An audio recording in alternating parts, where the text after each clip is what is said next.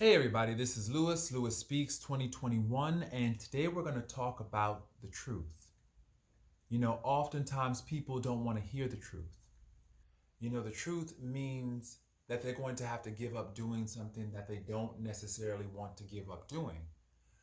The truth symbolizes loss of old ways of thinking, loss of confusion, functional confusion. A lot of times people enjoy living in the lie because they can continue doing things that they enjoy.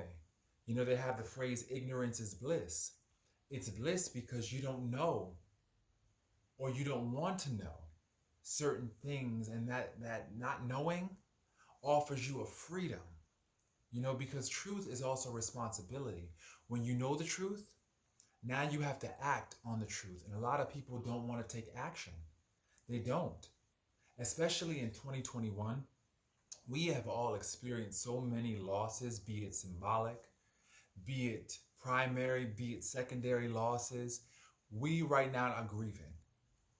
A lot of people are grieving, and what people want most when they're grieving is to be around the familiar. They really don't want any new information. They don't want to incorporate any new information into their pre existing schemas. What they want to do is just settle into the familiar. People want to be around family. They want to be around close friends. That's why a lot of people are just like nowadays, no new friends. They don't even want to build any new connections because they just want to be around the familiar. Grief will do that. And so grief also blocks the truth. We don't want to accommodate any new information. We just want to preserve our pre existing belief systems, even if those belief systems are false or they're not working for us. And I've noticed that when you are a truth sayer, you sit alone. When you speak the truth, you oftentimes will incur the animosity, the criticism, and the judgment of other people. Nobody will want to be around you because you are a truth teller. Right now, I find that my social circle is starting to dwindle. The more I start living in the light, the more people want to avoid me because I represent change. I represent transition. And right now, they don't want to change. They don't want to improve. They don't want to grow. They just want to stay stuck where they are. And if that's where they want to be, that's them. I say, you know something? I'm not going to yuck on your yum. If you like it, that's you. Me personally, I'm not comfortable with that. And so I realize that when I'm not comfortable with something, I have to do something to change it. And a lot of people, they are not ready for change. So the truth represents loss. It also represents change. And a lot of people don't want to change. You know, change is hard. Change is so hard. It means letting go of old behaviors and making room for new behaviors. And as you get older, they say you get stuck in your ways. And so oftentimes, those who are getting older, they don't want to hear about changing. They're comfortable doing what they've been doing, and they don't want to accommodate any new information into their lives. And that's fine. If that's what works for them, I say go right ahead. Me personally, I want to know the truth. Even if it's a hard truth, even if it's an unsettling truth, even if it's an ugly truth, I want to know that truth. Because how else am I supposed to grow and thrive if I don't know the truth? I'm not comfortable living in the dark. When I was younger, I was comfortable living in the dark. I was comfortable being silenced, thinking that my silence would protect me. But I've learned that silence is violence, silence is danger, silence keeps you in a box, it keeps you trapped in other people's perceptions. Other people can definitely try to control you by using your silence. And so now I realize that silence is no longer safe for me.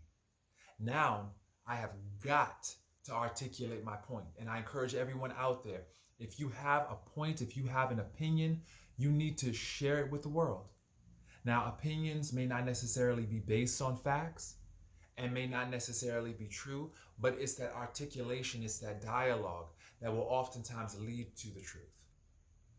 And I think it's important. It's really important to know the truth. You know, a lot of our traditions and our customs are predicated on lies. You know, a lot of our holidays even, they're predicated on myth and lies. But a lot of people don't want to know that truth because they enjoy celebrating these holidays. They enjoy honoring these time-honored traditions. They enjoy them. You know, so they don't want to know the truth about these things. They don't want to know the truth about racism and how deeply baked in it is into the fabric of every aspect of our society. They don't want to know that truth because that truth instigates a feeling of guilt. That truth is difficult to process. And so people try to bury that truth, or they try to dismiss that truth, or they try to minimize the impact of that truth. But just because you do all that, that does not make it any less true. And so I realized that Jesus Christ came into this world and he was a truth teller. He was a truth speaker. And because he spoke the truth, the Pharisees were definitely jealous and critical. And because of that, they handed him over to Pontius Pilate. They handed him over to be impaled because they didn't want to hear the truth. The truth was destroying their beautiful lies, their myths, and they wanted to retain that. And so they had to get rid of anything that challenged their status quo. And I see that happening nowadays. You know, we cancel people who are telling the truth about certain things because we don't want to accept it, because it runs contrary to everything that we've been taught to believe. But a lot of what we've been taught to believe is based on lies. It's based on misinformation and confusion, you know, misrepresentation of facts, twisting of ideas just to keep us in the dark. And my thing is this: I'm no longer comfortable living in the dark. In the dark, you just try to find and keep on fumbling and bump your head on surfaces, and you don't know where you're going. But in the light, even if it's something that's just not beautiful or hard to hear, at least you know the truth and know the facts. And that's one thing I like about the scriptures. You know, the scriptures tell us certain things like critical times hard to deal with will be here. Men will be lovers of themselves, money, self-assuming, haughty. It tells you all the ugliness that you will start to see. It says that if you choose to live in association with Christ, you will suffer. It basically just puts all this information out there. Is this a gorgeous truth?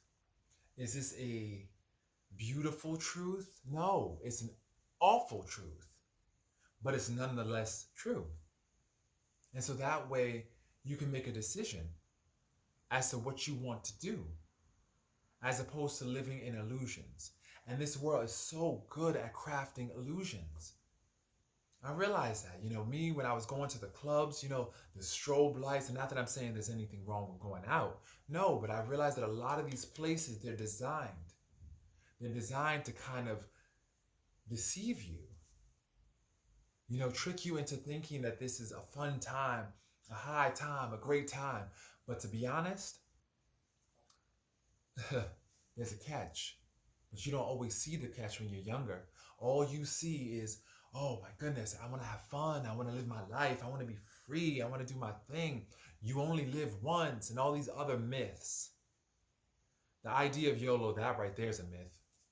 You know, you don't only live once. Not true. You know? And the thing about it is this: it's about living healthy and living your best life. And you can't be living your best life by engaging in certain things and certain behaviors. And I'm learning that firsthand.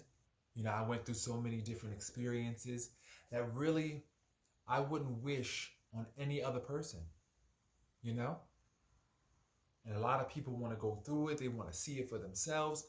You don't always have to live it, you know? Sometimes you really just have to accept someone else's truth and just incorporate that into your understanding, into your empathy. You know, you don't always have to live somebody else's pain and misery. You know, they have a saying, I lived it so you don't have to. I went through it so you don't have to. Learn from my mistakes so you could be a better person. But oftentimes, especially when you're younger, you don't want to take nobody else's word for nothing. You think you know everything. You think that it's going to be different for you. And in some instances, it is different. But in others, no. You have to learn how to defer to truth. And so I think that we all have to learn that, we have to learn a level of submission to the truth.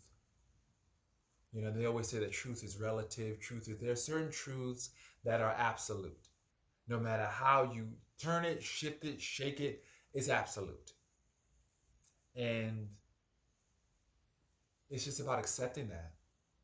But nobody wants to take the truth. As I mentioned before, truth means you have to change. And a lot of people don't want to change. And so you have to leave them where you find them. And you pray for their change. You love them, you pray for them, but at the same time, you have to just let life happen. Sometimes people need experiences to help develop their awareness.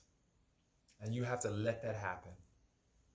And so if that's the case, hey, you planted the seed. If something comes from it, wonderful. If it doesn't, it doesn't.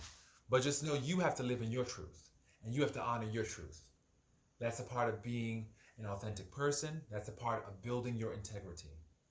So thank you all for listening. I hope this was helpful. And I hope that this truth landed safely in your hearts. And I hope that you enjoy your days. All right? Peace.